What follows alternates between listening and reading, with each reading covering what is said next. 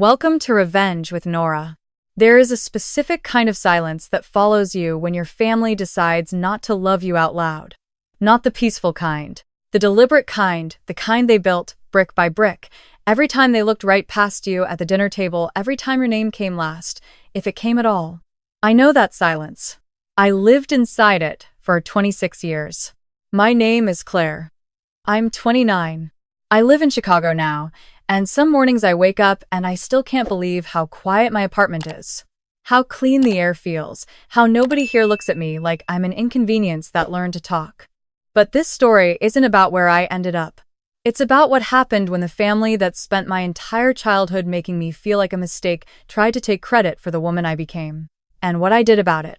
Do you know what it's like to grow up in the same house as someone who gets everything you were told you didn't deserve? My sister, Brooke, was 2 years older than me. She was effortless in the way that made our parents beam.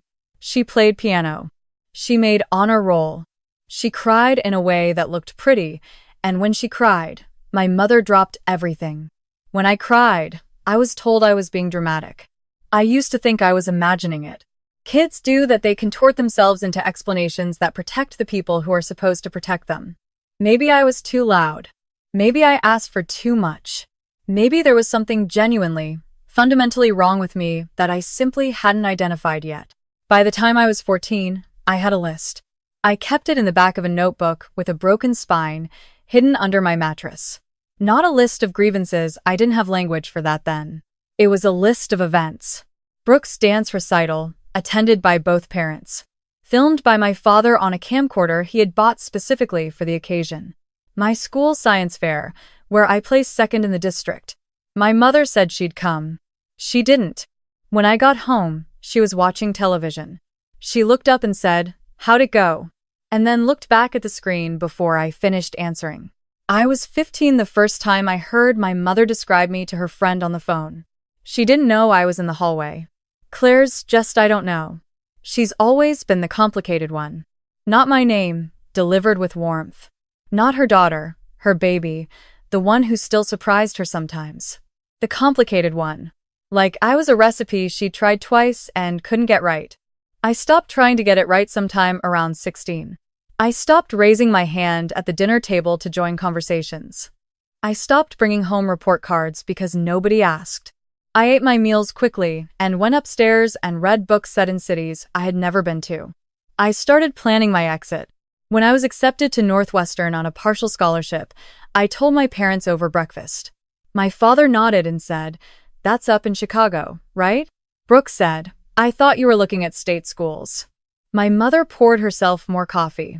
Nobody asked about the scholarship. Nobody said they were proud. I moved to Evanston that August with 2 suitcases, a lamp, and a feeling I couldn't name until years later. Relief. That was it. Pure, uncomplicated relief. College did what family hadn't. It gave me people who saw me, my roommate, Priya, who laughed at everything I said and meant it. Professors who argued with me because they found my ideas worth arguing about. And eventually, a major in communications that pulled me into something I was genuinely good at: brand strategy, messaging, the architecture of how a story gets told. I graduated in the top 8% of my class. My parents came to the ceremony. Brooke did not. My mother took one photograph of me in my cap and gown, squinting into the sun, and then asked whether we were going somewhere for lunch because she was hungry. I moved to Chicago 2 months after graduation. I told myself I would call home once a week. By the second year, it was once a month. By the 4th year, I picked up the phone when I could make myself. That's when I met Daniel. He was at a work event, standing near the food table, looking mildly horrified by the miniature quiches. I walked up next to him and said, "They look worse than they taste." He said, "That is the most depressing thing anyone has said to me all evening." We talked for 3 hours. He texted me that same night. Daniel was the kind of person who asked follow-up questions. Not to be polite, because he actually wanted to know the answer. He remembered things I said in passing and brought them up weeks later. He had a sister he adored and parents who called him on Tuesday afternoons for no reason except to say hello. The first time I watched him talk to his mother on the phone, I had to leave the room because something in my chest felt like it was collapsing. He asked about my family early on. I gave him the short version. He listened without interrupting, which most people cannot do. When I finished, he said, "That sounds exhausting. To work that hard for people who weren't paying attention." I didn't know what to do with that sentence, so I changed the subject. But I kept it. I still have it. 3 years into our relationship, Brooke got engaged.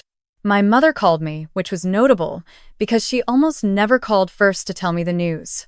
Her voice had that particular brightness it only got when Brooke was involved, like someone had turned a dial from gray to high-definition color. She told me the engagement party would be at the house in April. Big event. Extended family. Catering. I said I'd be there. I marked the date. 3 weeks before April, my mother called again. The conversation started about logistics. Then it curved. "I just want to be honest with you, Claire, because I think you appreciate honesty." That phrase, in my mother's mouth, had never once preceded anything honest. "The engagement party is going to be a lot of family. A lot of Brooke's friends, and I just think it would be better if you didn't come. You know how you can be. I don't want any tension." I held the phone against my ear for a long moment. Outside my apartment window, Chicago moved at its usual indifferent pace. "How I can be," I said. "You know what I mean." "I don't," I said. "Explain it to me." She didn't. She said she had to go. She said she hoped I understood. I sat on my kitchen floor for 20 minutes after that call. Not crying. Just sitting with the specific weight of being disinvited from your sister's engagement party by your own mother, who could not name one thing you had done wrong, because there was nothing to name. Daniel found me there. He sat down next to me on the floor without asking why. That was the moment I knew I was going to marry him. I didn't go to the engagement party. I didn't call Brooke. I didn't call my father, who had been carbon copied on the decision the way he was carbon copied on every decision my mother made, present in name, absent in action. I went to work on Monday, and I did my job. Here's something I had not told my family, because my family had never asked. I was very good at my job. By 27, I was a senior strategist at a brand consulting firm in the Loop. By 28, I had managed 3 national campaigns, 2 of which had won regional industry awards. By 29, I had just been promoted to Director of Strategy, the youngest person in my firm's history to hold the title. My team was 7 people. The work I oversaw had been featured in 2 trade publications and 1 long-form piece in a national business magazine. The business magazine article is where this story takes its turn. The journalist who wrote the piece, a woman named Sandra, thorough, fair, good at her job, had reached out in January about a profile. Youngest director, female-led campaigns, compelling trajectory. She wanted to tell the story of how I got here.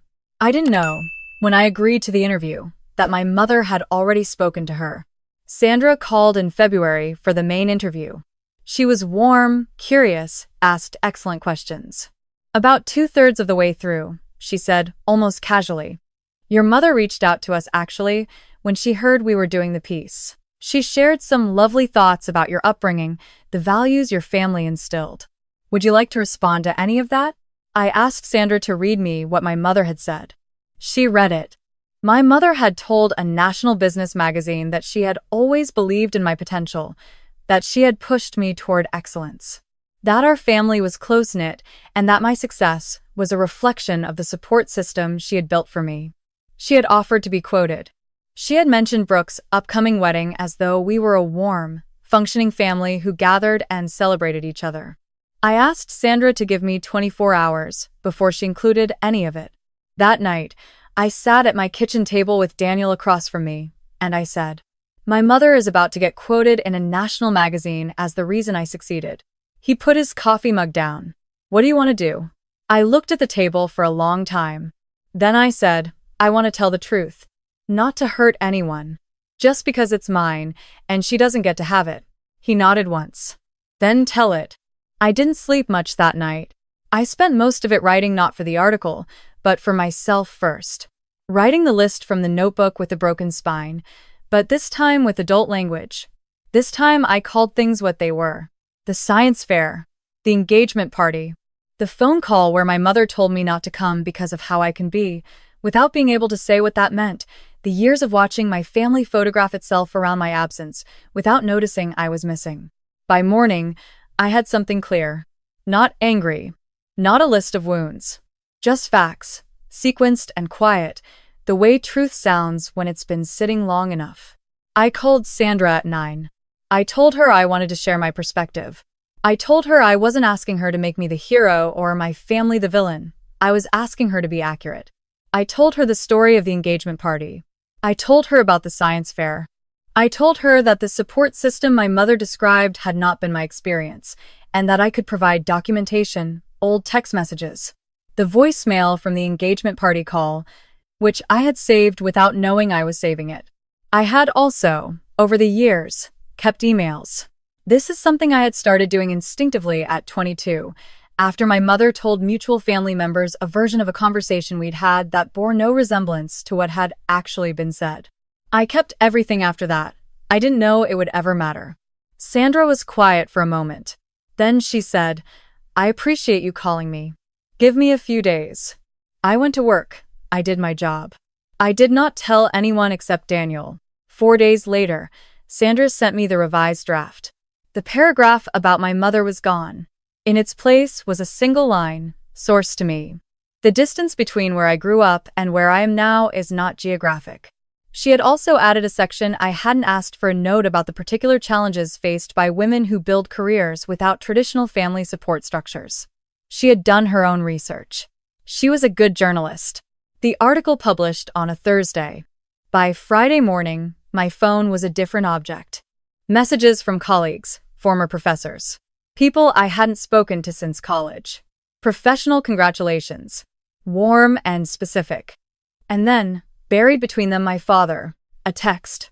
Saw the article. Call me. Then my mother. Not a text, a voicemail, because she preferred her voice when she needed to perform something. I listened to it twice. Her voice was controlled in that way it got when she was managing her reaction in real time. She said the article was lovely. She said she was proud. She said she wished I had let her be part of it, the way I apparently had been part of it because she had tried to help. Then her voice dropped into something sharper.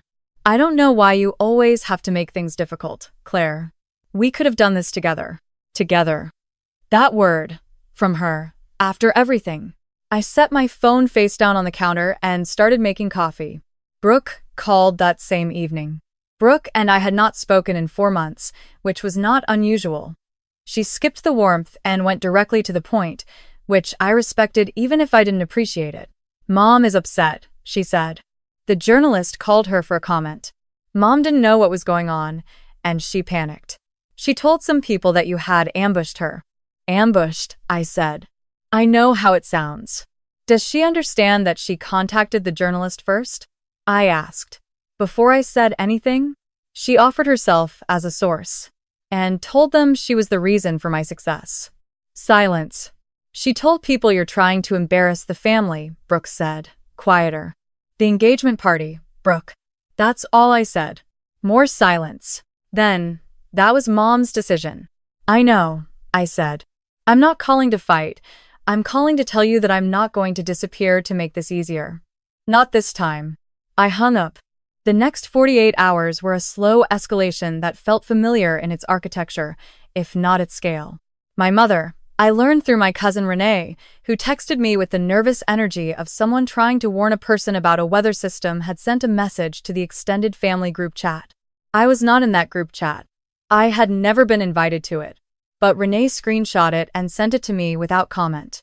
My mother's message read, "Some of you may have seen the article about Claire. She chose not to include family in her story and said some things that aren't accurate. We're heartbroken, but we're choosing to focus on love." Below it, a cascade of aunts and cousins offering prayers and support and broken heart emojis. Several people I had not seen since childhood, who would not have recognized me on the street, who had certainly never called to ask how I was doing, were suddenly heartbroken on my mother's behalf. I stared at the screenshot for a long time. Then I thought about Sandra's voicemail from the day before, which I hadn't returned yet. She had called to give me a heads up. My mother had contacted the magazine asking for a correction. Sandra said there was nothing to correct.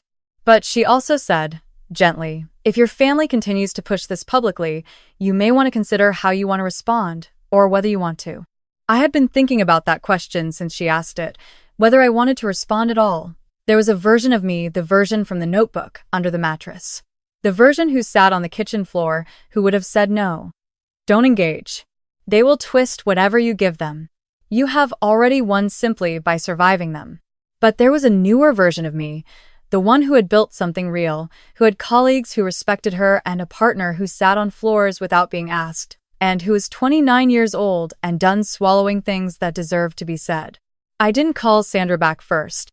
I made a different call. Her name was Patricia. She was 73, and she was my grandmother on my father's side. She was the only person in my extended family who had ever sent me a birthday card with a personal note inside, not just a signature, a note different every year. She was the only family member who had called me when I got the promotion, not because my mother had told her to, but because she had somehow found out herself and wanted me to know she thought it mattered. I called her on a Sunday morning, which is when she was always home. She picked up on the second ring.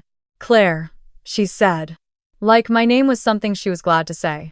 I told her everything. Not the polished version. Not the version edited for context or sympathy. The full version. From the science fair to the engagement party to the voicemail with the word difficult in it. I told her what my mother had done with the journalist. I told her about the family group chat I wasn't in. I told her about 26 years of being the complicated one without anyone explaining what that meant or trying to simplify me. My grandmother did not interrupt. She did not redirect. When I finished, she was quiet for a long moment, and then she said, "I have watched your mother do this your entire life, and I did not say enough. That is my regret to carry, not yours."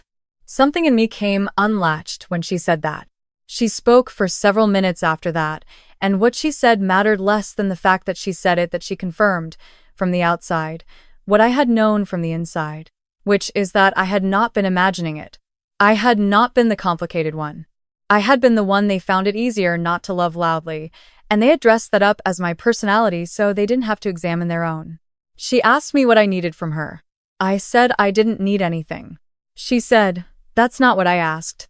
I said, "I need someone in that family to stop pretending." She said, "Consider it done." I don't know exactly what my grandmother said to my mother. I know she called her that same Sunday. I know it was not a short conversation. I know this because Renee texted me Monday morning with 3 words. "What did you do?" I texted back, "I told the truth." The family group chat went quiet.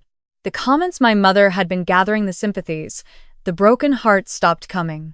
My cousin told me later, in a longer conversation over the phone, that my grandmother had told the family, plainly and without drama, that she had spoken to me directly, that the situation was not what my mother had described, and that she expected everyone to stop amplifying something they didn't fully understand. My grandmother had a particular authority that my mother had never successfully challenged. Nobody argued with her. My mother did not call me again that week. When she did call, 11 days after the Sunday, it was brief. Her voice had the quality of someone reading from a card they had not written themselves. She said she was sorry if I had felt unsupported growing up. That phrase, "sorry if you felt," which is not an apology, but the shape of one. I listened to it. I didn't perform gratitude. I said, "I hear you." I didn't say, "I forgive you." I didn't say, "It's fine." I didn't say, "Let's move forward." Those were things I was not ready to say and might not ever be, and I had stopped saying things I didn't mean to protect people who had not extended me the same care. What I said was, "I hear you." And I let that be enough for now. Daniel and I went to dinner that Friday at a place we liked near our apartment. It was nothing special, just a corner restaurant with good pasta and bad lighting that made everything look warmer than it was. He ordered wine. I ordered sparkling water. We talked about work, about a trip we were thinking about taking to Portugal in the fall, about the podcast he'd started listening to about architecture.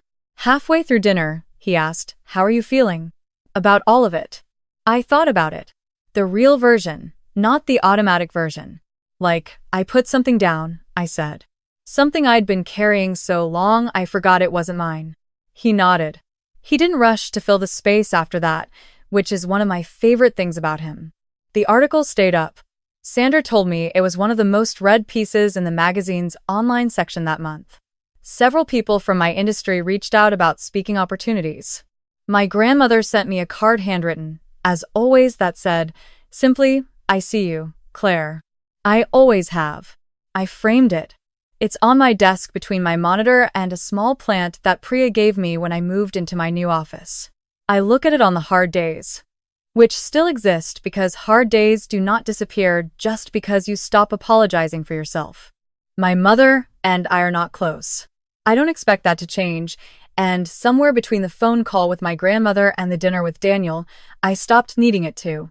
What I needed was not a repaired relationship with a woman who had never fully acknowledged that anything needed repairing.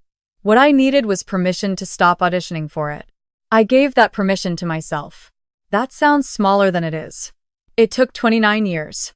A few weeks after everything settled, I was cleaning out a box I'd brought from my last apartment and hadn't opened since the move.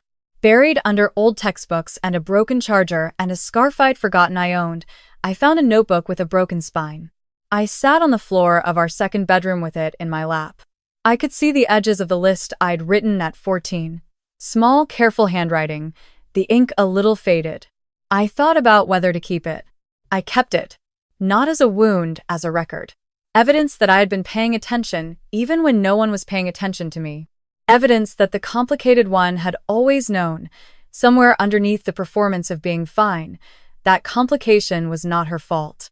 I put the notebook back in the box, taped it shut, and labeled it in black marker, Archive.